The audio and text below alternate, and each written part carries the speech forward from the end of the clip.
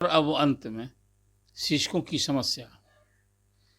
देखिए, शिक्षकों ने पिछले वर्ष 1,90,000 शिक्षकों ने दिसंबर महीने में सरकार ने ही आमंत्रित किया था कि भाई विशेष समस्या वाले सभी एक 4 कैटेगरी बनाई थी और कहा था कि भाई हम सबका ट्रांसफ़र करेंगे। तो 1,90,000 आवेदन आ गए हैं और उसमें हुआ था कि प्रथम चरण में जो गंभीर बीमारी से ग्रस्त हैं, असाध्य रोग से ग्रस्त हैं या विकलांग हैं, ऐसे सारे शिक्षकों को पहले करेंगे। तो एक आज खबर है कि अभी प्रथम चरण में जो असाध्य रोग, गंभीर रोग, विकलांग शिक्षक, ऐसे शिक्षकों का तबादला होना है और ये सारे तो कोई 10,000 से अधिक शिक्षक हैं। तो अभी तो 35 ही शिक्षक के ट्रांसफ़र का ऑर्डर हुआ है जारी, जो असाध्य रोग से ग्रस्त हैं, गंभीर मतलब कैंसर वाले हैं। अब शेष लोगों का कब होगा? लंबा इंतज़ार करना पड़ेगा। और जितने लोग आवेदन दिए हैं वो सबका ट्रांसफ़र होगा ही, ये भी तय मुझे नहीं दिख रहा है। प्रारंभ से मैं फर्स्ट डे से ये कहता रहा हूँ कि इतने आवेदन आ गए हैं, अब सरकार के लिए इसको एक कोई ख़ास समय में इस सब का निष्पादन करना भी एक कठिन चुनौती है।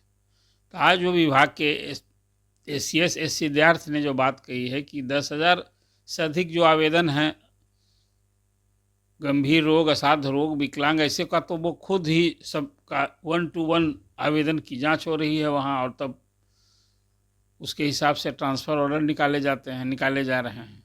तो इसका तो वो खुद देखेंगे।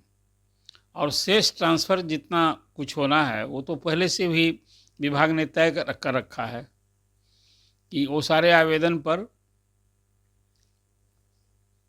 ट्रांसफ़र पर गो अहेड भी विभाग कह देगा। तो पोस्टिंग तो करनी है DO को, संबंधित DO को, कि जिन शिक्षकों का तबादला होगा जिला से बाहर जाएंगे तो वहाँ के DO जो हैं वो उनका स्कूल तय करेंगे।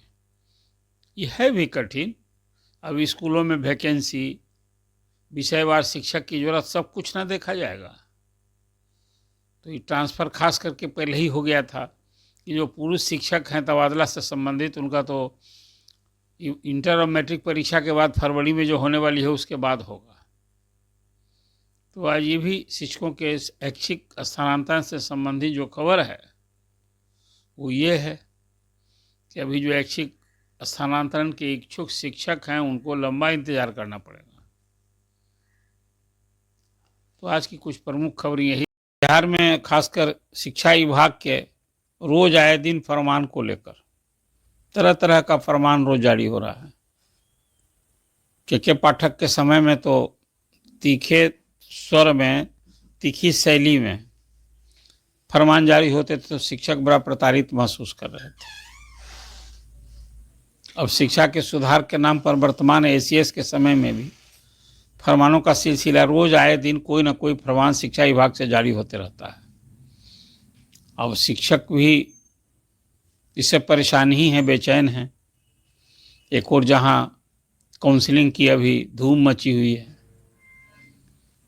1 से 7 जनवरी तक बिहार के विशेष शिक्षक जो नियोजित से विशेष शिक्षक हो गए हैं उन्होंने योगदान कर लिया है। 1 तारीख को ही 90% से अधिक सक्षमता परीक्षा उत्तीर्ण शिक्षक ज्वाइन कर चुके थे। 1 तारीख को इंक्रीमेंट न लगता है, कारण से लोगों ने, और खासकर विशेष शिक्षकों का जो वेतन है वो अनुमानित था 1 तारीख से ही, 1 जनवरी से ही। तो अधिकांश शिक्षकों ने कही कि 90% से अधिक शिक्षकों ने फर्स्ट डे योगदान कर लिया। योगदान की तिथि से उन्हें विशेष शिक्षक के रूप में मान्यता मिलनी थी और फिर सरकारी कर्मी का दर्जा मिलना था, तो लोगों ने योगदान कर लिया। लेकिन सेवानिवृत्तता की मांग तो पूरी नहीं हुई। अब जब योगदान करने के बाद विभाग की ओर से अब सबको एक फरमान जारी हुआ है कि अभी सभी शिक्षकों को योगदान जो उन्होंने किया है उसका योगदान का अभिलेख, योगदान पत्र, अब सबको और कई कागजात के साथ सबको अब विभाग को फिर जमा करना है। तो पूरे बिहार में जो विशिष्ट शिक्षक बने हैं और सबको उस सब अभिलेख देना है। अब एक पूरे हर स्कूल में इसी की अब धूम मच गई है। दूसरी ओर द्वितीय सक्षमता परीक्षा में उत्तीर्ण हुए हैं उनकी काउंसलिंग हो रही है। 38,000 प्रधान शिक्षक जो बने हैं, चयनित हुए हैं, उनको 3-3 जुलाई का ऑप्शन मांगा गया है, वो दे रहे हैं। पूरे बिहार में अभी स्कूलों में शिक्षकों पर तरह तरह के फरमान का अभिलेख को जारी करना जरूरी है। और अब जब सरकारी कर्मी हो गए हैं तो सरकार का हर आदेश मानना जरूरी है उनके लिए। अब तो भाई जो सरकारी कर्मी शिक्षक हैं, विशेष शिक्षक, उनके लिए तो आचरण संहिता और अनुशासन का डंडा, अनुशासन पाठ, वो हमेशा ना ख्याल रखना होगा। सरकार जैसे कहेगी, जब कहेगी, आपको सब कंप्लायंस देना है। नहीं तो कौन सा आचरण विपरीत हुआ, अनुशासन भंग हुआ तो कार्रवाई हो जाएगी। पूरी नौकरशाही का डंडा ना अब चलता रहेगा शिक्षकों पर। अब दूसरी ओर कई और चीज बड़ा इंटरेस्टिंग देखने को मिला। एक संगठन है शिक्षक संघ, अब वो अभी जो चयनित प्रधानाध्यापक उनका सम्मान का कार्यक्रम चला रहा है। और इसलिए भी जरूरी ना है कि सबको तो संघ की भी दुकान चलानी है ना। तो उसमें देखिए कि कई जिला में बजाप्ता अभी कल कार्यक्रम हुआ चयनित प्रधानाध्यापकों के सम्मान में, और उसमें अब कहा जा रहा है कि शिक्षक तो समाज के दर्पण हैं। वो दर्पण है कि दर्पण बनाया जा रहा है। इतना आचरण संहिता उनके लिए आखिर क्यों बनाई गई, अनुशासन का पाठ क्यों पढ़ाया जा रहा है? शिक्षक तो हैं ही समाज के दर्पण, लेकिन दर्पण कहाँ समझा गया है? जिस ढंग से शिक्षकों के प्रति सरकार की सोच बनी है, खासकर ये नियोजित शिक्षकों के संदर्भ में कर रहा हूँ, पिछले 2 साल से आखिर हो क्या रहा है? तरह तरह का फरमान, शिक्षकों की कोई परेशानी देखने वाला नहीं।